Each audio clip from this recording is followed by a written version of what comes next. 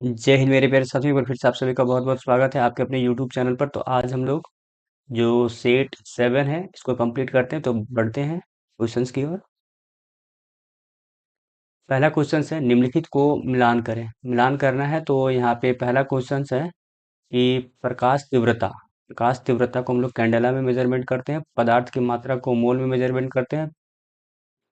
प्रेरक तत्व को हेनरी में और चुंबकीय प्रवाह को वेबर में। तो यहाँ पे देख लेते हैं ऑप्शन। तो फर्स्ट का हो जाएगा 4। तो फर्स्ट का 4 ऑप्शन ए में ही दिख रहा है, तो option A is the right answer. बढ़ते हैं अगले सवाल की ओर। अगला सवाल है, यदि बैरोमीटर पाठ्यांक तेजी से गिरता है तो मौसम कैसा बदलता है। तो जो वायुमंडलीय दाब है उसको बैरोमीटर से हम लोग मेजरमेंट करते हैं। अगर ये अचानक से गिरता है, अचानक से गिरने का मतलब है कि भूकंप तूफान आने वाला है। धीरे धीरे गिरता है तो बारिश होने की संभावना बताता है। लेकिन ये धीरे धीरे फिर जब ऊपर उठता है, ऊपर की ओर उठता है, इसका मतलब है मौसम फिर साफ होने वाला है। ये तीन चीज आप बैरोमीटर से रिलेटेड याद रखिएगा। तो यहाँ पे हो जाएगा कि क्या हुआ, तेजी से गिर रहा है, इसका मतलब भूकंप और तूफान आने वाला है। Option A is the right answer. बढ़ते हैं अगले सवाल की ओर। अगला सवाल है, आवर्त 2 से संबंधित एक तत्व का इलेक्ट्रॉनिक विन्यास और मजबूती श्रृंखला का गुण क्या है। तो यहाँ पे हम लोग देख लेते हैं कि जो कार्बन, केवल कार्बन ही ऐसा श्रृंखलन गुण सबसे अधिक होता है। एक दूसरे के साथ बंधन बनाकर भी लंबे श्रृंखला वाले परमाणु की क्षमता का श्रृंखलन करता है। तो कार्बन जो होता है, कार्बन इसी का ही क्या होता है, इलेक्ट्रॉनिक विन्यास सबसे मजबूत होता है। तो कार्बन का परमाणु संख्या कितना होता है, 6। तो पहले कक्ष में 2 और दूसरे कक्ष में कितना, 4। तो ये हो जाएगा option C is the right answer. बढ़ते हैं अगले सवाल की ओर। अगला सवाल है, साबुन की अपेक्षा संश्लेषित अपमर्जक सफाई के लिए अच्छा है, क्योंकि ये जो अपमर्जक होता है, अपमर्जक के जो अवशेषित सिरे कठोर जल को मजबूत कैल्शियम और मैग्नीशियम आयनों के साथ घुलनशील अवक्षेप नहीं बनाता है। जो अपमर्जक है वो कठोर जल, उसमें कैल्शियम और मैग्नीशियम आयन के साथ घुल करके जो अवक्षेप है वो नहीं बनाता है। इन्हें क्या होता है, जो अपमर्जक है ये नरम और कठोर दोनों तरह के जल में इस्तेमाल किया जाता है, क्योंकि ये कठोर जल में भी झाग देता है। इसके विपरीत अगर साबुन की बात करें तो साबुन कठोर जल में अघुलनशील होता है। मैग्नीशियम और कैल्शियम साबुन बनाता है जो सफाई में बाधा डालता है। इसीलिए अपमर्जक साबुन से ज्यादा अच्छा साफ करता है। तो कठोर जल की अपेक्षा अधिक अवक्षेपित नहीं होता। Option A is the right answer. बढ़ते हैं अगले सवाल की ओर। अगला सवाल है कि बक मिनिस्टर फ्लोरीन में कार्बन कार्बन परमाणु की संख्या कितनी है। तो फ्लोरीन में बात करें तो फ्लोरीन में कार्बन संख्या टोटल 60 होती है, जिसे C60 के नाम से भी जाना जाता है। फ्लोरीन के बारे में जो सबसे पहले बताया था कि वो वास्तुविद रिचर्ड बनमिनिस्टर फ्लोरीन द्वारा बताया गया था, जिसे 1966 में नोबेल पुरस्कार भी मिला था। तो इसका राइट आंसर सी हो जाएगा। बढ़ते हैं अगले सवाल की ओर। अगला सवाल है कि सोडियम, क्रोमियम, ऑक्सीजन में क्रोमियम का ऑक्सीकरण संख्या ज्ञात करना है। क्रोमियम का ऑक्सीकरण संख्या बताना है हम लोग को।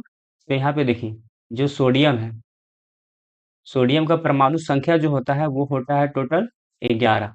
अब ये पहला जो अपना पहले सेल में 2 और ये दूसरे सेल में 8। कोई भी सेल को स्टेबल होने के लिए पहला सेल को छोड़ करके दूसरे सेल, तीसरे चौथे में मिनिमम कितना, 8 परमाणु चाहिए। लेकिन सोडियम के पास टोटल 11 परमाणु है। तो पहले में 2 बैठ जाएगा और दूसरे में 8 बच जाएगा। लेकिन इसका परमाणु संख्या 11 है तो एक इसका प्लस बच रहा है। उसके बाद बात करते हैं क्रोमियम। तो क्रोमियम से हमको पूछा गया है तो इसको मान लेते हैं एक्स मान लेते हैं। ऑक्सीजन, तो ऑक्सीजन की बात करें जिसका परमाणु संख्या 8 होता है, जिसमें से पहले में 2 बैठेगा और दूसरे में से 8 बैठेगा। लेकिन इसके पास तो 6 ही बच रहा है, मतलब ये 2 घट रहा है इसके पास। अब यहाँ पे हम लोग इसको सॉल्व करते हैं। तो सोडियम जो कि यहाँ पे देखिए 2 दिया हुआ है, तो सोडियम का हो जाएगा 2 और इसको मल्टीप्लाई करेंगे +1 से, क्योंकि इसका जो संयोजकता है वो +1 बचा हुआ है। इसको मल्टीप्लाई करेंगे +1।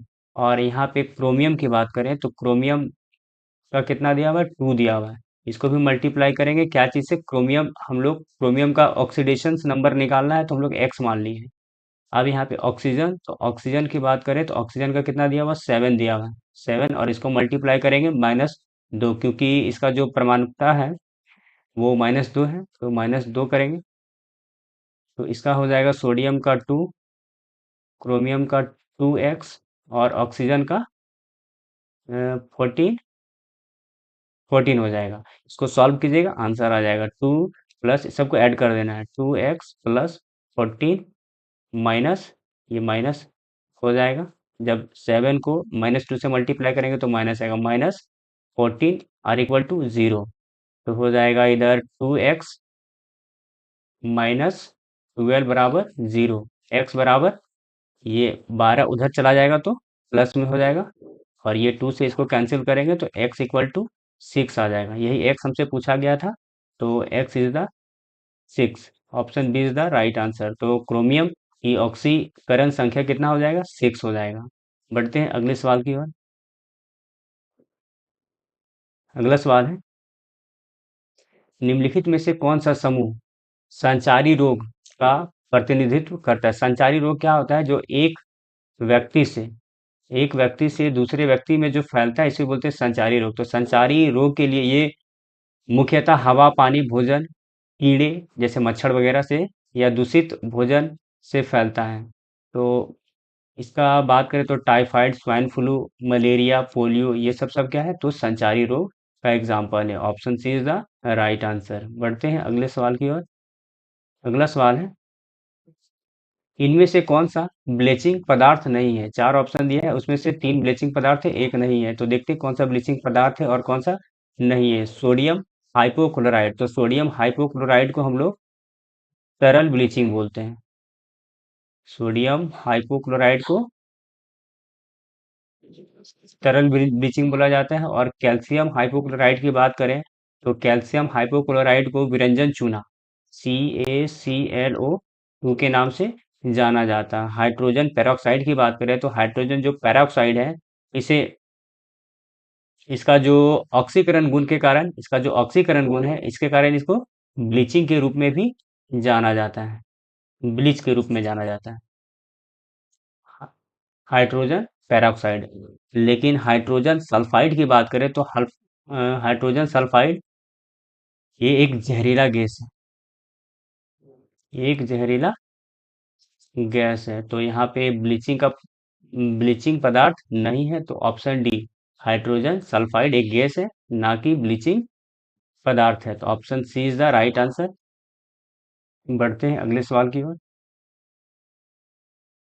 अगला सवाल है, भारी वस्तु ए का संवेग हल्की वस्तु बी के बराबर बराबर है। बोल रहा है कि भारी वस्तु, तो वस्तु का वेग को हम लोग ई से बताते हैं ना, वेग को, और वेग बराबर क्या होता है, मास इंटू संवेग बराबर, सॉरी, संवेग बराबर क्या होता है, मास इंटू वेग होता है। अब यहाँ पे देखिए क्या बोल रहा है, यहाँ पे बोला गया है जो पी ए है, ये बराबर है पी बी का।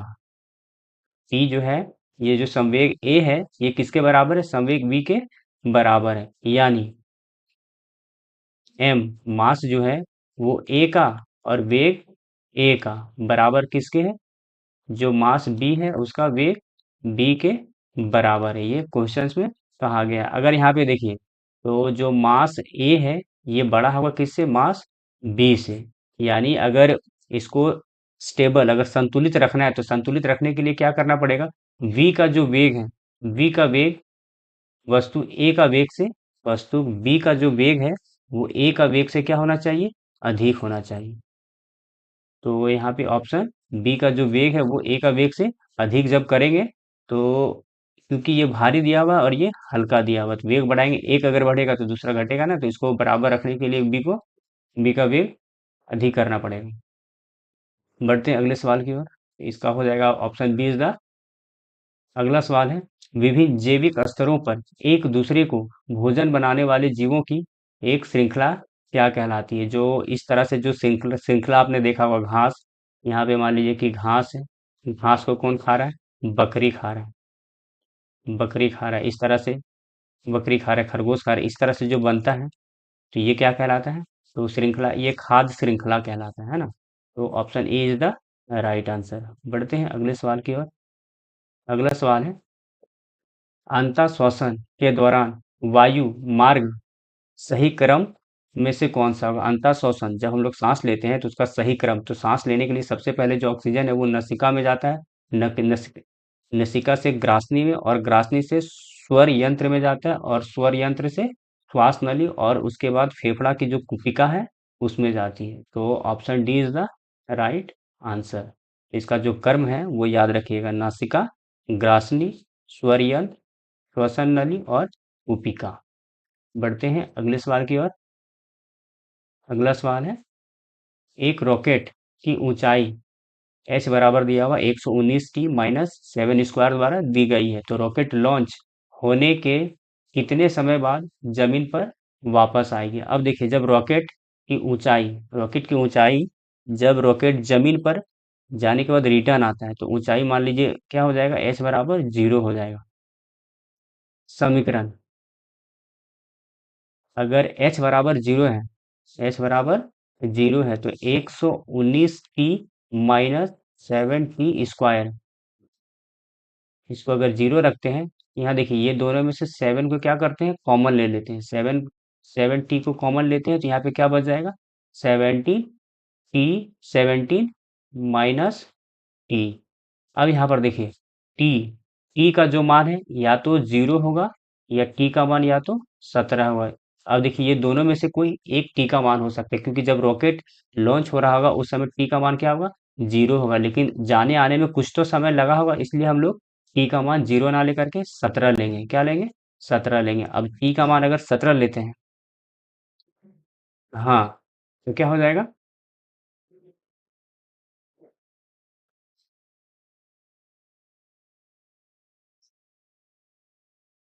बढ़ते हैं अगले सवाल की ओर। अगला सवाल है, निम्नलिखित में से कौन सा एक अदिश राशि है? देखिए, राशि दो तरह का होता है, एक होता है सदिश राशि और एक होता है अदिश राशि। तो सदिश राशि में क्या होता है कि इसका सदिश राशि में परिणाम, परिमाण, परिमाण और प्लस क्या होता है, दिशा होता है। लेकिन अदिश राशि में क्या होता है, सिर्फ परिमाण होता है, दिशा इसमें नहीं होता है। तो आप क्या कीजिएगा, इसमें से आप याद रखिएगा, सदिश राशि का कुछ राशि याद रखिएगा, तो अदिश अपने आप उसमें से आप छाट करके बाहर निकाल लीजिएगा। जैसे हम यहाँ पे कुछ सदिश राशि लिख देते हैं, जैसे त्वरण, बल, विस्थापन, वेग, संवेग। तो ये सब कुछ एग्जाम्पल क्या है, सदिश राशि के। अब यहाँ पर देखिए क्या पूछा है कि अदिश राशि, अदिश राशि आपको निकालना है। अदिश राशि में क्या होता है, सिर्फ परिणाम होता है, दिशा नहीं होता। तो यहाँ पे देखिए बल, बल क्या है, तो देखिए बल क्या है, सदिश राशि है। वेग, वेग क्या है, सदिश राशि। कार्य, संवेग, त्वरण, तो त्वरण, बल, विस्थापन, वेग, संवेग, सदिश, तो ये जो दिख रहा है कार्य, कार्य क्या हो जाएगा, अदिश राशि है। कार्य क्या है, अदिश राशि है। Option C is the right answer. बढ़ते हैं अगले सवाल की ओर।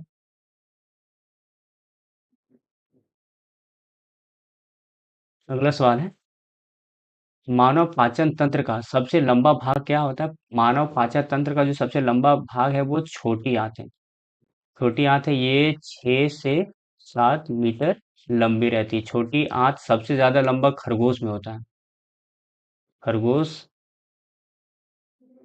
की छोटी आंत की लंबाई सबसे अधिक होती है, और कम सबसे कम जो मांसाहारी जीव होते हैं, मांसाहारी जीव में जैसे शेर, शेर हो गया, बाघ हो गया, तो इस सब का जो छोटी आंत की लंबाई कम होती है। तो option A is the right answer. और बड़ी आंत है, बड़ी आंत में क्या होता है, पानी का अवशोषण होता है। जितना भी पानी है, पानी का खिंचाव किस में हो जाता है, बड़ी आंत में हो जाता है। बढ़ते हैं अगले सवाल की ओर। अगला सवाल है, आधुनिक आवर्त सारणी में समूह और आवर्त की संख्या ज्ञात करें। तो दो ही चीज रहता है, एक समूह रहता है और एक आवर्त रहता है। तो समूह टोटल अगर बात करें तो टोटल 18 समूह होते हैं और 7 आवर्त होते हैं। तो option B is the right answer. बढ़ते हैं अगले सवाल की ओर। अगला सवाल है, ध्वनि की चाल सबसे अधिक किस माध्यम में होती है? तो ध्वनि की चाल सबसे अधिक किसमें होगी? इस्पात में होगी। सबसे कम मतलब ध्वनि किसमें से यात्रा नहीं कर सकती? तो निर्वात में यात्रा नहीं कर सकती। और ठोस में बात करें तो वो भी स्टील। स्टील जो है स्टील में अधिक होगी। बढ़ते हैं अगले सवाल की ओर। अगला सवाल है, पौधे में फ्लोएम का मुख्य कार्य क्या है? तो पौधे में दो चीज होता है, एक जाइलम और एक क्या होता है? तो फ्लोएम। फ्लोएम का कार्य क्या है? तो फ्लोएम का जो मुख्य कार्य है वो भोजन का परिवहन करता है। भोजन जब प्रकाश संश्लेषण से पत्तियों में भोजन बनता है तो वो हर एक कोशिका तक पहुंचाने का काम कौन करता है? फ्लोएम। और जाइलम का काम है कि जो पानी, जल का और खनिज को जमीन से पूरे हर एक सेल तक पहुंचाने का काम कौन करेगा? तो जाइलम करेगा। तो जाइलम का काम है जल का पहुंचाना और फ्लोएम का काम है भोजन को दूसरे जगह, एक जगह से दूसरी जगह पे पहुंचाना। बढ़ते हैं अगले सवाल की ओर। अगला सवाल है कि एक अम्लीय विलयन का पीएच मान क्या होगा? अब यहाँ पे देखिए पीएच जो स्केल होता है, पीएच स्केल ये 0 से शुरू होकर के 14 तक जाता है। और ये जो बीच में जो 7 होता है, ये 7 का जो मान होता है उसे हम लोग उदासीन उदासीन के नाम से जानते हैं। और जैसे 7 से नीचे जाएगा इसकी अम्लता अम्लता क्या होगा? बढ़ेगा। और जैसे ही ये 7 से आगे बढ़ेगा तो इसकी क्षारीयता बढ़ेगा। तो यहाँ पे पूछा है कि एक अम्लीय विलयन, अम्ल पूछा है मतलब 7 से नीचे होना चाहिए। तो ये 7 है मतलब उदासीन है। 7 मतलब उदासीन। ये क्या हो गया? क्षार्य हो गया। 12 भी क्षार्य हो गया, लेकिन 7 से कम कौन है? 4। तो ये क्या हो गया? अम्लीय हो गया। तो option C is the right answer. बढ़ते हैं अगले सवाल की ओर। अगला सवाल है, रतौंधी रोग किस विटामिन की कमी के कारण होता है? तो रतौंधी है वो विटामिन ए की कमी से होता है। विटामिन बी की बात करें तो विटामिन बी की कमी से होने वाला जो रोग है वो बैरी बैरी है। विटामिन सी की कमी से स्कर्वी रोग होता है। और विटामिन डी की कमी से रेक्टस रोग होता है। बढ़ते हैं अगले सवाल की ओर। अगला सवाल है, वाहनों में साइड मिरर में किस दर्पण का उपयोग किया जाता है? तो वाहनों में जो साइड मिरर देखने के लिए हम लोग उत्तल लेंस का उपयोग करते हैं। उत्तल लेंस के द्वारा जो बना प्रतिबिंब होता है वो सीधा और इसके साथ साथ छोटा प्रतिबिंब बनता है। तो option A is the right answer. अगला सवाल देखते हैं। अगला सवाल है, एलपीजी गैस में मुख्य घटक क्या है? तो एलपीजी में बात करें तो ब्यूटेन और प्रोपेन, इसके साथ में वहां पे इथे इथेन मार्कप्टन, ये 3 तरह का गैस एलपीजी में रहता है। लेकिन ये जो इथाइल मार्क कैप्टन है, इस गैस का इस्तेमाल सिर्फ गंध के लिए होता है। जब गैस लीक हो रहा है तो लीक होता है गैस, तो यही इथाइल मार्क कैप्टन ज्यादा गमक होता है। तो इससे हम लोग को पता चलता है कि गैस लीकेज हो रहा है। ब्यूटेन और प्रोपेन ये दोनों मिलकर के ही क्या होता है? गैस जलता है। लेकिन इसमें भी अगर पूछा जाए मेन, अगर मान लीजिए कि इसमें भी अगर एक पूछा जाए तो इसमें से जो मेन है वो ब्यूटेन होगा। अगर दोनों ऑप्शन में दिया रहे तो ब्यूटेन को आप टिक कीजिएगा। तो इसमें से दोनों मिलके दिया हुआ है तो B is the right answer. बढ़ते हैं अगले सवाल की ओर। अगला सवाल है, बेकिंग सोडा का रासायनिक सूत्र क्या होता है? तो बेकिंग सोडा का रासायनिक सूत्र NaHCO3 होता है, जिसे हम लोग सोडियम बाइकार्बोनेट के नाम से भी जानते हैं। इसका उपयोग भोजन को जल्दी पकाने में किया जाता है और पेट में जो एसिडिटी है, एसिडिटी को कम करने के लिए भी बेकिंग सोडा का प्रयोग किया जाता है। बढ़ते हैं अगले सवाल की ओर। अगला सवाल है, कोशिका का शक्ति केंद्र, पावर हाउस किसे कहा जाता है? तो माइटोकॉन्ड्रिया। माइटोकॉन्ड्रिया को कोशिका का पावर हाउस कहा जाता है। माइटोकॉन्ड्रिया और केंद्रिका ये दोनों में क्या होता है? डीएनए पाया जाता है। कोशिका का ये दो कोशिकांग है जिसमें क्या पाया जाता है? डीएनए पाया जाता है। राइबोसोम में क्या होता है? तो राइबोसोम में प्रोटीन प्रोटीन का पाचन किसमें होता है? तो राइबोसोम को कहा जाता है। प्रोटीन का फैक्ट्री भी राइबोसोम को कहा जाता है। लाइसोसोम को, तो लाइसोसोम को आत्मघात की थैली के नाम से जानते हैं। बढ़ते हैं अगले सवाल की ओर। अगला सवाल और आज का आखिरी सवाल है, कि चंद्रमा पर किसी वस्तु का भार पृथ्वी की तुलना में कितना होगा। तो चंद्रमा पे जो भार है वो पृथ्वी की तुलना में 1/6 होता है। कहने का मतलब है कि अगर पृथ्वी पर किसी का भार 60 किलो है तो वो मून पर उसका भार 60 का 1/6 मतलब 10 किलो होगा, है ना। तो option B is the right answer. बढ़ते हैं अगले सवाल की ओर। अगला सवाल ये आज का आखिरी क्वेश्चन था। वीडियो अच्छा लगे तो लाइक और सब्सक्राइब कीजिए। मिलते हैं नेक्स्ट वीडियो में। जय हिंद।